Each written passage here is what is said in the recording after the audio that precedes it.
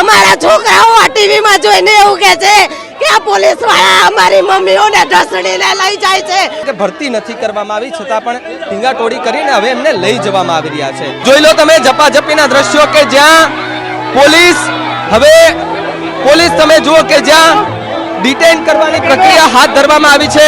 આ તમે દ્રશ્યો જુઓ, ખેંચાખેંચીના દ્રશ્યો અત્યારે સામે આવી રહ્યા છે કે જ્યાં આગળ આ એક્સક્લુઝિવ દ્રશ્યો આપણે કે જ્યાં પોલીસ ખેંચીને આ આરોગ્ય જે વ્યાયામના જે શિક્ષકો છે તેમને લઈ જઈ રહ્યા છે। અમારી જોડે પ્રેગ્નેન્ટ પણ બહેનો છે, બાળકો લઈને આવ્યા છે। અમારા 7-8 વર્ષના 2 વર્ષના છોકરાઓ ઘરે રજળે છે। 15 વર્ષથી અમારી ભરતી નથી કરી, આ લોકો અમને રજૂઆત કરવા આવ્યા હતા અને નિકાલ કરે છે। આંખમાંથી આંસુ દેખાઈ રહ્યા છે લોકોના કે જ્યાં ભરતીને લઈને અનેકો વખત ગાંધીનગરમાં આંદોલનો થયા છે।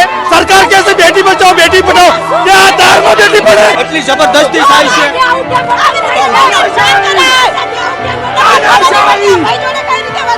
નહીં ભરતી થાય ત્યાં સુધી ગાંધીનગર નહીં છોડીએ, નહીં છોડીએ, નહીં છોડીએ। 15 વર્ષથી ભરતી નથી કરી અમારી। જુઓ તમે દ્રશ્યો કે જ્યાં ઝપાઝપીના દ્રશ્યો સામે આવી રહ્યા છે। પોલીસ હવે ડિટેનના દ્રશ્યો સામે આવી રહ્યા છે કે જ્યાં હવે પોલીસ ડિટેન કરી રહી છે।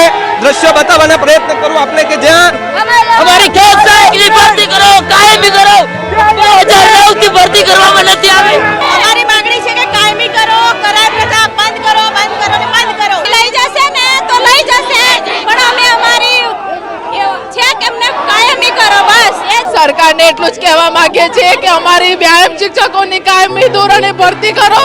કઈ માંગણીઓ છે એમની, શું માંગણીઓ મહિલા ઉમેદવારો અને પુરુષ ઉમેદવારોને સાથે પોલીસ કે જેની ઝપાઝપી